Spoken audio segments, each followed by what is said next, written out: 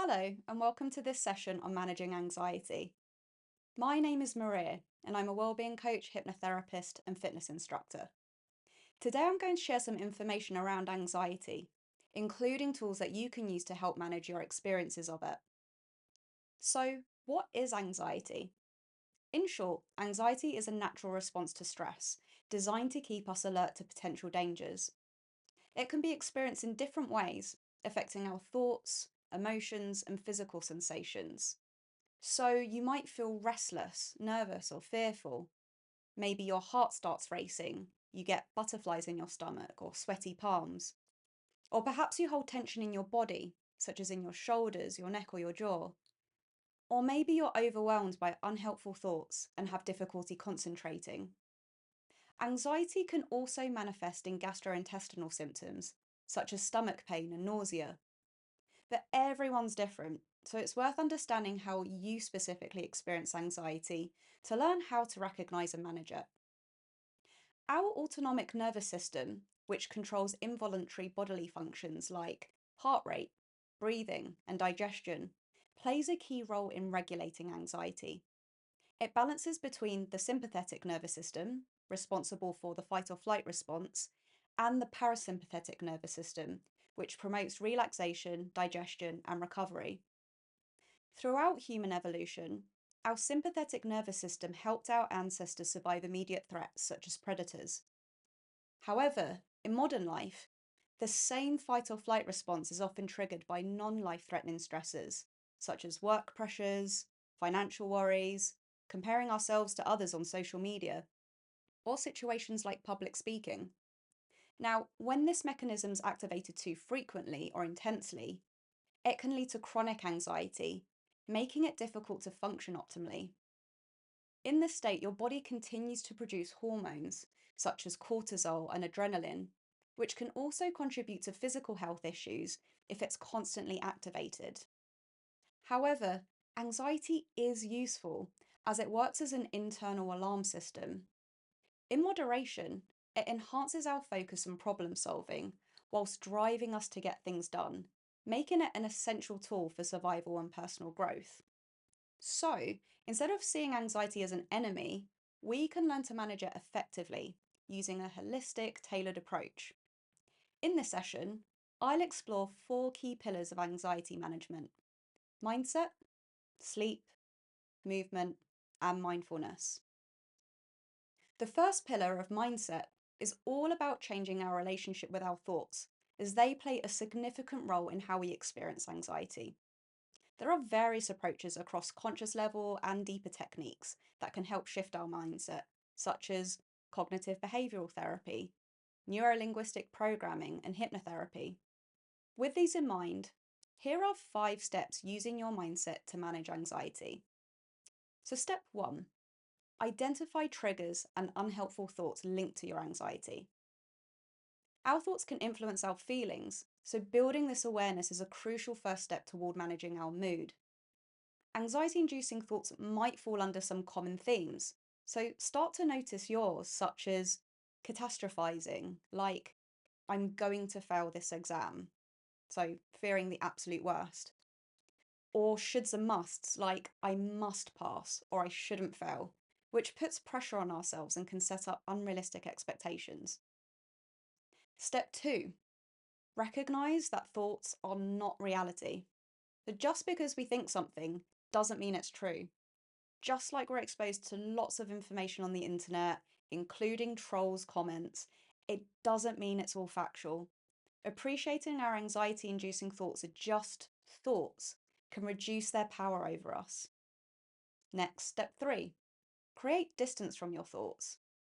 So, if you imagine your unhelpful thought is like an inflatable beach ball, the more you try and push it underwater, the harder it will bounce back up. In other words, what we resist persists. Just like if you try not to think about a pink elephant, all you can probably think about is a pink elephant. So the aim isn't to actively push unhelpful thoughts away, but to emotionally unhook yourself by observing them. So, for example, when the thought, I'm going to fail this exam, comes to mind, you can start to create some distance from it by imagining the thought, on a cloud that you can watch far away from you in the sky. You can then acknowledge and say out loud or in your mind, I'm having the thought that I'm going to fail this exam, emphasizing that it's just something you're thinking rather than a fact. Then, to create even more distance, you can recognize and add to what you say with, I notice that I'm having the thought that I'm going to fail this exam. So instead of interacting with your thoughts, you can learn to observe and recognize them for what they are. Just thoughts that will come and go like clouds passing in the sky. Maybe they'll hang around for a few moments, maybe hours, but eventually they'll pass. Step 4 is to reframe unhelpful thoughts. So, to reduce their impact on our anxiety levels, we can then replace unhelpful thoughts with more balanced ones. To do this, we can dispute the original thought by asking questions like, how realistic is this? Or what other ways are there of viewing this situation? And what would I say to someone I care about if they thought this? And you might also want to build up some evidence for and against the thought before taking this into account when generating a new balanced thought. So instead of the original thought, I'm going to fail this exam, you might say something to yourself like, it's going to be challenging, but if I take time to prepare, I'll have a better chance of passing, which is less anxiety inducing and more constructive. And finally, step 5, rewire thought patterns and emotional responses. Through neurolinguistic programming, or NLP, a qualified practitioner can guide you through effective techniques, like anchoring. This particular process links a positive emotional state you've previously experienced, such as calm, confidence, to a physical trigger, which could be touching your thumb and your forefinger together. And you can then activate this anchor in moments of need to shift your emotional state to the experience of calm confidence. Another effective approach is hypnotherapy. Practitioners guide clients into hypnosis, which is a relaxing trance state, similar to daydreaming, where you're neither fully awake nor asleep. In this state, your unconscious mind, the part responsible for the automatic functioning of your mind and body, becomes more receptive to suggestions, allowing for lasting changes that can improve your health and well-being. Now, hypnotherapy can help to manage anxiety by activating the parasympathetic nervous system that's needed for a calm and restful state. It can address root causes of anxiety, such as processing underlying beliefs or trauma. And it can help reprogram anxious thought patterns through positive suggestions and change work. Therefore, working with a hypnotherapist can allow for deeper healing and a more resilient mindset. Next, we'll move on to the second pillar, sleep. Quality sleep is essential for emotional regulation. Research suggests that chronic sleep deprivation increases activity in the amygdala, the brain's fear center, making us more prone to anxiety. By prioritizing sleep, we strengthen our ability to handle stress and reduce the likelihood of anxiety spirals. Now, there are two key drivers of sleep. The first, your homeostatic sleep drive. This is regulated by adenosine, a sleep promoting chemical that builds up whilst you're awake. So if you think of it like a sleep fuel, the longer that you're up, the more you fill up your tank, and then the stronger your urge is to fall asleep. Sleeping then empties the tank by clearing adenosine, resetting the cycle. The second driver is your circadian rhythm. That's your internal body clock that regulates alertness. It starts low in the morning and increases throughout the day to counteract sleepiness, and then drops after about 9 pm, allowing you to fall asleep. Now, to maintain good sleep, ensure that your body clock stays aligned with the natural day-night cycle.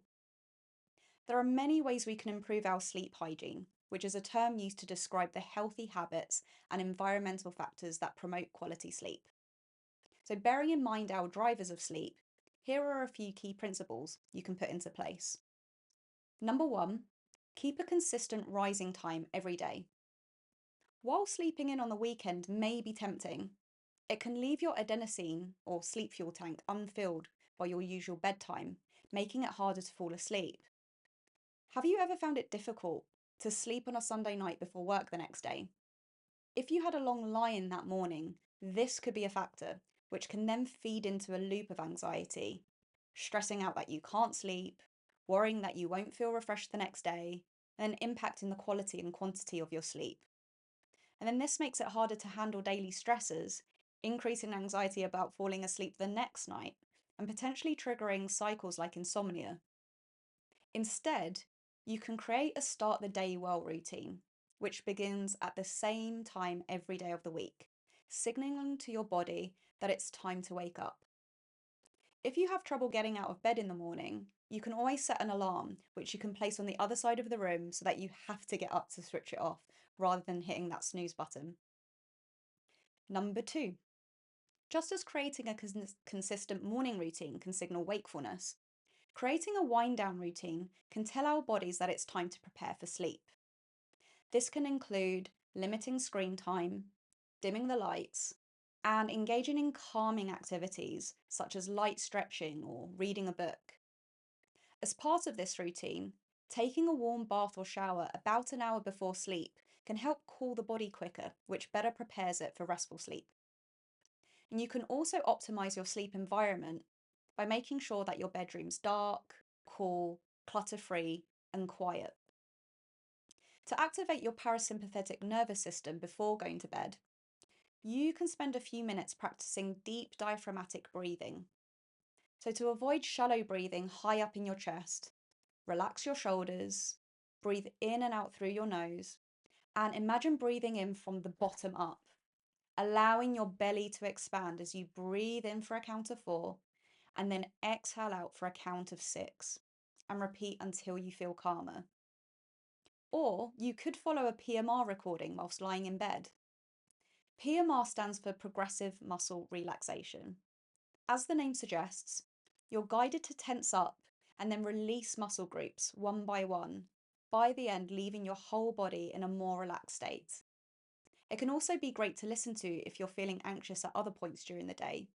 And there are many options out there on platforms like YouTube, Spotify, and SoundCloud. So try some out and find what works best for you.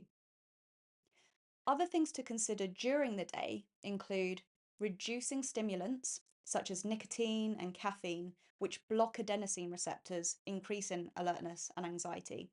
So if you do want to drink tea or coffee, it's best to avoid after 2 p.m. Reducing alcohol consumption. Although alcohol is a depressant that may help you fall asleep faster, it disrupts sleep in several ways. It interferes with adenosine clearance, resulting in lighter sleep and early wake-ups. It disrupts the body's internal clock, causing a next day grogginess. And it affects neurotransmitters like GABA and serotonin, while also triggering cortisol spikes, increasing anxiety, irritability, and stress sensitivity the following day. So, a more helpful way to deal with an anxious, racing mind at night is scheduling a set worry time of about 10 to 15 minutes during the day, either thinking about or writing out your worries. Also, incorporating physical activity into daily life is a powerful way to manage anxiety while enhancing your overall physical and mental well-being. Bringing us to our third pillar, which is movement. Now, exercise is a powerful tool which reduces stress hormones like cortisol and increases the production of endorphins, which improve mood and relaxation. A study published in the journal Depression and Anxiety found that regular exercise can be as effective as medication for mild to moderate anxiety. Now, ways you can incorporate movement include aerobic exercise, like walking, running, rowing, swimming, or cycling, that can help release pent up nervous energy, including if you feel anxious in the mornings when cortisol levels are elevated. Strength training, so engaging in resistance based exercises like lifting weights, can improve self confidence and resilience. Or gentle movement, there's yoga, tai chi, or stretching exercises that can provide a mindful way to connect with your body and breath work to reduce anxiety. Now, note that movement doesn't have to be structured. Integrating it into our lives by doing some gardening, playing a physical game with your kids, or taking the stairs instead of the lift can make a huge difference. This is otherwise known as non-exercise activity thermogenesis, or NEAT, any physical activity other than formal sport or exercise. Regular movement not only enhances physical health, but also acts as a natural antidote to anxious thoughts and feelings. Now, finally, our fourth pillar is mindfulness, which is the practice of bringing awareness to the present moment without judgment. By cultivating it, we learn to sit with thoughts, emotions, and physical sensations, developing a neutral response rather than instinctively avoiding or fighting them, allowing us greater control over our reactions. Neuroscience research shows that mindfulness meditation can even shrink the amygdala, reducing stress responses. By practicing regularly, we become more aware of emotional triggers and can respond with clarity and calmness, allowing us to navigate life's challenges with greater ease and presence. So, to break the cycle of constantly rushing, worrying about to do lists, or feeling anxious about upcoming demands, try incorporating more mindfulness into everyday activities. Whether you're taking a drink break, going for a walk, or sitting on a train, you can ground yourself by engaging in your five senses using the acronym VACOG. So, V is for visual. So, ask yourself, what can I see? A is for auditory. What can I hear? K, kinesthetic. What physical sensations can I feel? O is for olfactory. What can I smell? And G, gustatory. What can I taste? And you can periodically say VACOG to yourself as a reminder to reconnect to the present moment, focusing on what you're experiencing in full rather than multitasking, distracting yourself, or getting caught up in the future. Or you can also check in with yourself by asking, in this moment, am I doing or am I being? And gently shifting yourself to the latter if needed. Other mindfulness techniques to help manage anxiety include awareness of the breath. So, simply focusing on your breath and noticing the physical sensations of each inhale and exhale can quickly ease anxiety. And if your mind wanders like a curious puppy, recognize that as a moment of mindfulness. So, instead of getting frustrated and pulling harshly on that puppy's lead to try and bring it back, gently guide your attention back to your breath, just as you would kindly encourage that puppy to come back. Alternatively, guided meditations or body scans can help provide focus, whether by bringing attention to different parts of the body, using mantras, or exploring guided visualizations. With so many apps and platforms available these days, offering recordings of various lengths, different voices, and options with or without music, enjoy finding ones that resonate best with you. Now, practicing gratitude is also a powerful way to shift focus from anxiety to positivity. So, just taking a few moments each day to reflect on what you're grateful for, whether big or small, can help rewire your brain to notice and appreciate the good. And this could be as simple as jotting down 3 things that you're thankful for in a journal, or pausing to mentally acknowledge moments of joy throughout your day. Now, just like building strength in the gym requires consistency, so does training the mind to focus on gratitude. Now, over time, this practice can enhance resilience, improve mood, and create a more balanced perspective. So, to bring this session to a close, managing anxiety isn't about eliminating it entirely. It's about developing sustainable strategies to navigate it. The 4 pillars, mindset, sleep, movement, and mindfulness, work together to build balance, resilience, and inner peace. And by integrating these practices into daily life, you can cultivate a greater sense of control, reduce overwhelm, and establish a foundation for long-term well-being.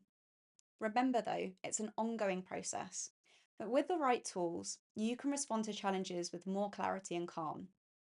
Because each person's experience with anxiety is unique, it's important to explore these strategies and find what works best for you.